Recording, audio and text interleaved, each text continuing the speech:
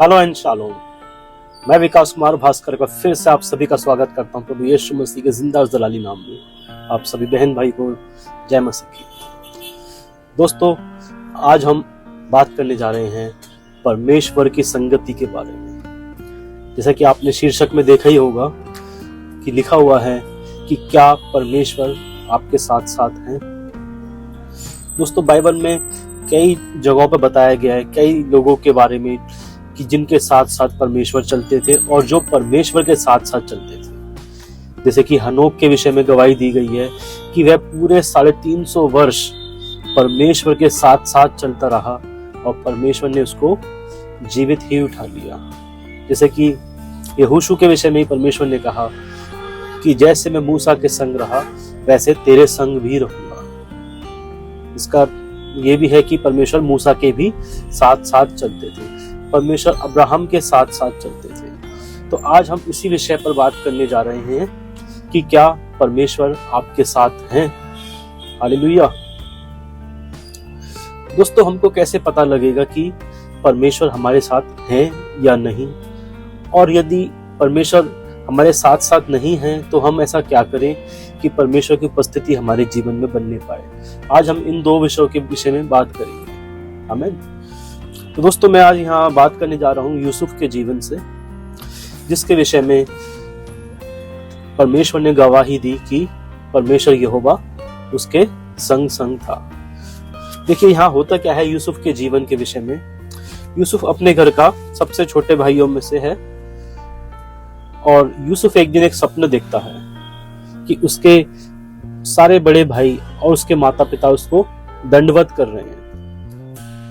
और इस बात को सुन करके उसके सारे बड़े भाई बहुत ही उससे जल जाते हैं, परेशान हो जाते हैं कि ये हमसे इतना छोटा है और हम इसको दंडवत करेंगे, हम इसके आगे शीश झुकाएंगे, ऐसा कैसे हो सकता है। तो वो प्लानिंग करते हैं और यूसुफ को मार डालने की कोशिश करते हैं।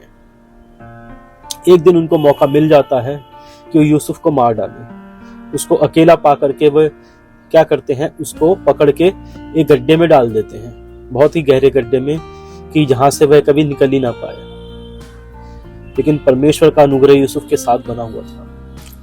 उनका मन अचानक बदल जाता है कि हम ऐसा करते हैं कि हम हत्या ना करें, परंतु उसको मिस्र देश के जाने वाले लोगों को बेच देते हैं।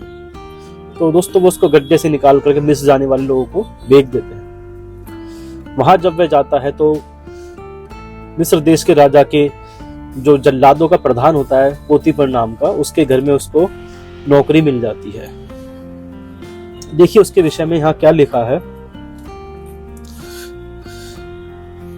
जब यूसुफ मिस्र में पहुंचा गया तब पोतीफर नाम के मिस्री, जो फिरौन का हाकिम और जल्लादों का प्रधान था, उसने उसको इश्माइलियों के हाथ से, जो उसे वहां ले गए थे, मोल लिया। और यूसुफ अपने मिस्री स्वामी के घर में रहता था और यहोवा उसके संग था। सो वह भाग्यवान पुरुष हो गया। और यूसुफ के स्वामी ने देखा कि यहोवा उसके संग रहता है और जो काम वह करता है उसको यहोवा उसके हाथ से सफल कर देता है। उसके अनुग्रह की दृष्टि उस पर हुई और वह उसकी सेवा टहल करने की नियुक्त किया गया। और फिर उसने उसको अपने घर का अधिकारी बना के अपना सब कुछ उसके हाथ में सौंप दिया। हालेलुया। दोस्तों, यहाँ देखिए क्या लिखा हुआ है कि यूसुफ जो है पोतीफर नाम के व्यक्ति के घर में एक दास बन करके पहुंचा, एक सेवक बन करके पहुंचा, लेकिन वहीं लिखा है कि यहोवा उसके संग था। यदि हमारे जीवन में ऐसी कोई परेशानी आ जाए, हमको किसी घटना से निकलना पड़े, कोई दिक्कत से निकलना पड़े, तो हमको लगेगा कि परमेश्वर ने हमको छोड़ दिया है। लेकिन यहाँ देखिए यूसुफ के जीवन में इतनी बड़ी परेशानी आई कि उसके अपनों ने ही उसको मार डालने के यत्न किया, उसको गड्ढे में डाल दिया और फिर उसको वहां से निकाल करके दूसरे लोगों को दास बनाकर बेच डाला। जो व्यक्ति अब तक अपने घर में एक स्वतंत्र जीवन जी रहा था, वो आज एक दास बन चुका है। और लेकिन उसके विषय में लिखा है कि परमेश्वर यहोवा उसके संग था। यदि हमारे जीवन पर ऐसी कोई परेशानी आ जाए तो हम क्या सोचते हैं कि परमेश्वर ने मुझे छोड़ दिया है। दोस्तों, हम अपने जीवन का फैसला बहुत जल्द कर लेते हैं। हमको लगता है कि हमारे जीवन का अंत है, लेकिन जबकि ऐसा नहीं है। हम अभी एक प्रोसेस से गुजर रहे हैं। ये हमारे जीवन का अंत नहीं है। अगर आज हमारे जीवन में कोई समस्या है, यदि हम किसी समस्या में फंस गए हैं या कोई परेशानी आ गई है, इसका मतलब ये नहीं है कि ये हमारा एंड है, नहीं, क्योंकि परमेश्वर हमारे संग है। वो हमारे लिए मार्ग निकालने में सामर्थी परमेश्वर। जैसे कि यहाँ भी लिखा हुआ है कि उसको बेचा तो गया था दास बना करके, वो पोतीफर का दास बन के गया था, लेकिन क्योंकि परमेश्वर उसके संग था, परमेश्वर ने उस पर क्या अनुग्रह किया कि उसको पोतीफर ने अपने घर का अधिकारी बना दिया। और उसके विषय में यहाँ तक लिखा हुआ है कि पोतीफर सिर्फ अपनी रोटी खाने तक का ही वो रखता था, बाकी उसको अपने घर की संपत्ति के विषय में कोई जानकारी नहीं रखता था कि उसका कितना पैसा आ रहा है, कितना जा रहा है। हर चीज पे उसने यूसुफ को अधिकारी बनाया। देखिए, जो व्यक्ति दास बना करके बेचा गया है, वो उसके घर का अधिकारी बन गया। यही परमेश्वर का कार्य है। यदि आप किसी परेशानी में गिर गए हैं तो उसका आप अपना अंत मत समझिए, जानिए कि परमेश्वर आपके साथ है। और हम ऐसे थोड़ा आगे बढ़ते हैं तो हमने यहाँ पढ़ा है कि वो यूसुफ जो है बहुत ही सुंदर और बहुत ही रूपवान व्यक्ति था। तो पोतीफर की पत्नी उसको गलत काम करने के लिए फंसाने की कोशिश करती है, लेकिन यूसुफ क्या कहता है, मेरा स्वामी कुछ नहीं जानता, उसने अपना सब कुछ मेरे हाथ में सौंप दिया है। इस घर में मुझसे बड़ा कोई नहीं, और उसने तुझे छोड़, जो उसकी पत्नी है, मुझसे कुछ नहीं रख छोड़ा। सो भला मैं ऐसी बड़ी दुष्टता करके परमेश्वर का अपराधी क्यों बनूं? देखिए, परमेश्वर उसके संग क्यों थे? क्योंकि वो परमेश्वर के भय में चलने वाला व्यक्ति था। जब पोतीफर की पत्नी ने उसको फंसाने की कोशिश करी तो वह उसकी बातों में नहीं आया, परमेश्वर के भय में बना रहा। उसने कहा कि जब मेरे स्वामी ने अपने सब कुछ मेरे हाथ में कर रखा है, तो मैं उसके साथ ऐसी बड़ी दुष्टता करके परमेश्वर का अपराधी क्यों बनूं? लेकिन उसकी पत्नी क्या करती है, उसको झूठे इल्जाम में फंसा करके बंदी गृह में भिजवा देती है। यहाँ देखिए, अभी हमने देखा कि परमेश्वर यूसुफ के संग था। वो अभी पहले इतनी बड़ी मुसीबत से निकल के आया था कि उसके अपनों ने उसको बेच दिया दास बना करके। वो फिर दूसरी मुसीबत में पड़ गया और उसको मिस्र के कारागार में डाल दिया गया। और देखिए वहां उसके विषय में क्या लिखा हुआ है, और यूसुफ के स्वामी ने उसको पकड़कर बंदी गृह में, जहां राजा के कैदी बंद थे, डलवा दिया। सो वह बंदी गृह में रहने लगा, पर यहोवा यूसुफ के संग संग रहा और उस पर करुणा की। हालेलुया। देखिए, अभी तक वो व्यक्ति संभला ही था, वो एक मैनेजर बन गया था किसी घर का और अच्छी जीवन जीना उसने शुरू कर दिया था, लेकिन फिर से उस पर ऐसी विपत्ति पड़ी कि वह उस अच्छे जीवन से गिर करके बंदी गृह में चला गया। यदि हम आम इंसान हो तो सोचेंगे अब तो परमेश्वर ने पक्का मुझे छोड़ दिया है, परमेश्वर ने मेरी प्रार्थनाओं को नहीं सुना, परमेश्वर ने मुझ पर दया नहीं करी है।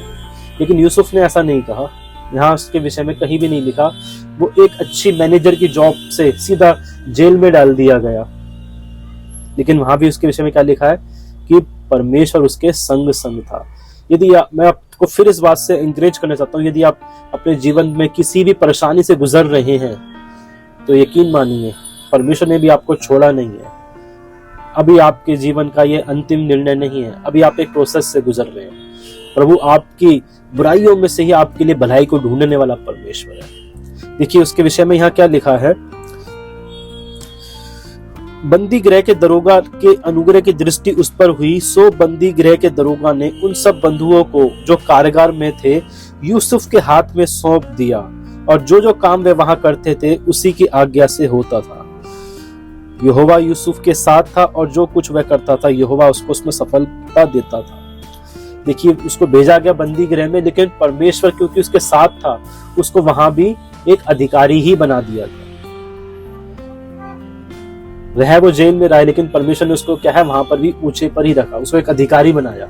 अब वो सारे कैदियों का अधिकारी है, वहां उनसे क्या करवाना है, क्या हो रहा है, क्या आ रहा है, क्या जा रहा है, इस सब का वो हिसाब रखने लगा। और यहाँ ये भी लिखा है, देखिए बंदी गृह के दरोगा के वश में जो कुछ था, क्योंकि उसमें उसको कोई भी वस्तु देखनी ना पड़ती थी, क्योंकि उसने जब देखा यूसुफ सब कुछ अच्छे से कर रहा है तो बंदी गिरह का जो दरोगा था वो ध्यान ही देना बंद कर दिया, सब कुछ यूसुफ के हाथ में सौंप दिया। क्योंकि परमेश्वर यूसुफ के साथ थे इसलिए उसको जेल के अंदर भी एक अधिकारी ही ठहराया। तो दोस्तों हमारे लिए जरूरी है कि हम अपनी प्रेजेंट सिचुएशन को लेकर के कुड़े नहीं, हम कुड़ने ना लगे, क्योंकि परमेश्वर को कुड़ने वाला स्वभाव बिल्कुल भी पसंद नहीं। हम अपनी हर सिचुएशन में परमेश्वर ही को धन्यवाद करें और वो हमको उसी सिचुएशन से उठाने में सामर्थ्य परमेश्वर है। जैसा कि उसने यूसुफ को देखिए पहले गड्ढे से निकाला, उसको जीवन दिया, फिर दूसरी बार उसने जब पोतीफर के घर में गया दास बन करके, वहां उसको मैनेजर बनाया, फिर तीसरी बार जब उसको जेल में डाल दिया गया तो उसको वहां भी उसका अधिकारी बनाया। लेकिन यूसुफ का जीवन यहीं पे फिनिश नहीं हुआ है। उसने जेल में बंद 2 कैदियों को उनके स्वप्न का अर्थ बताया और उनको कहा जब तुम बाहर जाओ तो राजा से मेरे विषय में चर्चा करना, क्योंकि मुझको यहाँ झूठे इल्जाम में फंसा दिया गया है। और पूरे 2 वर्ष बाद जब राजा से उनकी चर्चा की जाती है तो राजा यूसुफ को बाहर बुलवाते हैं, क्योंकि राजा ने भी एक स्वप्न देखा होता है जिसका बताने वाला उसको कोई नहीं मिला। और यूसुफ को स्वप्न बताते हैं और पूछते हैं क्या तू उसका अर्थ बता सकता है। तो देखिए यूसुफ ने कितनी अच्छी बात कही है, मैं तो कुछ नहीं जानता, परमेश्वर ही फिरौन के लिए शुभ वचन देगा। आमीन। दोस्तों यूसुफ का वो देखिए यहाँ पर सोच कैसी है, वो परमेश्वर का जन है और दूसरों को उनके स्वप्न का अर्थ बता रहा है, लेकिन फिर भी राजा से अपनी बड़ाई नहीं परंतु परमेश्वर ही की बड़ाई कर रहा है। वो कह रहा है मैं तो कुछ नहीं जानता परंतु परमेश्वर ही राजा के लिए शुभ वचन देगा। और जब वो राजा को उसके स्वप्न का सटीक अर्थ बताता है तो देखिए परमेश्वर उसके जीवन में क्या कार्य करते हैं।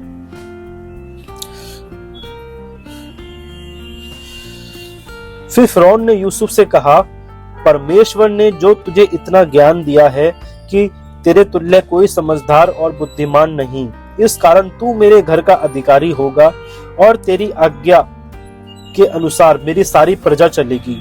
केवल राजगद्दी के विषय में मैं तुझसे बड़ा ठहरूंगा। और फिर फिरौन ने यूसुफ से कहा, सुन, मैं तुझको मिस्र के सारे देश के ऊपर अधिकारी ठहरा देता हूँ। आमीन, हालेलुया। देखिए जो व्यक्ति अभी कुछ देर पहले तक जेल में कैद था, एकदम से उसको मिस्र देश का प्रधानमंत्री बना दिया गया। राजा उसको बुलाता है, कहता है कि भाई जितना तू समझदार है इतना समझदार तो यहाँ मेरे पूरे देश में कोई नहीं है, तो जो कार्य परमेश्वर ने बताया है उसको करने के लिए मैं तुझको ही ठहराता हूँ और आज से तू इस देश का प्रधानमंत्री है। मैं सिर्फ राजगद्दी के विषय में तेरे से ऊपर रहूंगा, बाकी मेरी पूरी प्रजा तेरे ही अनुसार चलेगी। हालेलुया। ऐसा सब कैसे होने पाया दोस्तों? देखिए यदि आप यूसुफ के जीवन को पूरी तरह से पढ़ेंगे तो आप यहाँ देखेंगे जब उसके भाइयों ने उसको गड्ढे में डाल दिया तो वो कुड़कुड़ाया नहीं, उसने उनको श्राप नहीं दिया, गालियां नहीं दी, उनसे भला बुरा नहीं कहा। और फिर जब उसको पोतीफर के घर में भेजा गया, उसकी पत्नी ने उसको गलत इल्जाम में डाल दिया, तब भी उसने उसको श्राप नहीं दिया, भला बुरा नहीं कहा, उसको गालियां नहीं दी, उसके प्रति बदले की भावना नहीं रखी। उसको जब जेल में डाला गया और उसने 2 कैदियों को उनका स्वप्न का अर्थ बताया, उन्होंने पूरे 2 साल लगा दिए राजा तक उसकी बात पहुंचाने में, लेकिन उसने फिर भी उन कैदियों के विषय में भला बुरा नहीं सोचा। वो हर समय, हर पल, हर वक्त परमेश्वर का धन्यवाद ही करता रहा और धन्यवाद के साथ ही अपने जीवन में आगे बढ़ता रहा। यही कारण था कि परमेश्वर यहोवा उसके संग संग था। दोस्तों हमारे लिए जरूरी है कि यदि हम चाहते हैं कि परमेश्वर हमारे संग संग रहे तो हमारा जीवन भी उसी के अनुसार हो। यदि कोई आज हमारे साथ कुछ गलत कर रहा है या फिर किसी ने हमारे साथ कुछ गलत कर दिया है तो एक परमेश्वर का जन होने के नाते हमारे लिए जरूरी है कि हम उसके प्रति बदले की भावना ना रखें, हम अपने मन में उसके लिए भला बुरा ना कहें और ना ही उसके प्रति हम कोई अपशब्द या श्राप दें, क्योंकि परमेश्वर को यह बात बिल्कुल नहीं पसंद कि हम श्राप दें। प्रभु का वचन तो यह कहता है कि तुम श्राप ना दो परंतु आशीष दो, क्योंकि तुम आशीष ही के वारिस हो। हमें आशीष देने ही के लिए परमेश्वर ने चुना है, श्राप देने के लिए नहीं। तो दोस्तों जरूरी है कि हम अपने जीवन को जांचें और परखें और देखें कि क्या हम परमेश्वर के अनुसार चल रहे हैं या नहीं चल रहे। यदि हम परमेश्वर के अनुसार चलने लगेंगे तो देखिए फिर परमेश्वर ही हमारे साथ साथ चलने लगेंगे। फिर चाहे आपको कोई गड्ढे में डाल दे या किसी के घर में दास बना के बेच दे या जेल में डाल दे, हर समय आपके साथ परमेश्वर वहां मौजूद होंगे और आपको परमेश्वर वहां अधिकारी ही ठहराएंगे। और एक समय ऐसा आएगा कि प्रभु आपको उन सब चीजों से निकाल करके एक प्रधानमंत्री की जैसे एक ऊंचे पद पे बैठाएंगे। आमीन। तो दोस्तों, हमारे लिए जरूरी है कि हम परमेश्वर के भय में चलते रहें और उसकी ही बाट जोहते रहें, क्योंकि वचन कहता है जितनों ने उसकी ओर मुंह किया वे कभी लज्जित ना हुए। यदि आज आप परमेश्वर की बाट जोते रहेंगे, उसी के इंतजार करते रहेंगे, उसी के न्याय के लिए बैठे रहेंगे, तो देखिए वो आपके लिए वो न्याय करेगा जिसको आप ही नहीं परंतु पूरी दुनिया देखेगी कि परमेश्वर ने इसके लिए कैसे कैसे बड़े बड़े कार्य किए। आमीन। दोस्तों, इन सभी बातों के लिए प्रभु यीशु मसीह को महिमा मिले और अब जरूरी है कि वह बढ़े और मैं घटूं। आप सभी बहन भाइयों को बड़े ही प्यार से प्रभु यीशु मसीह के जिंदा और सलामी नाम जय मसीह।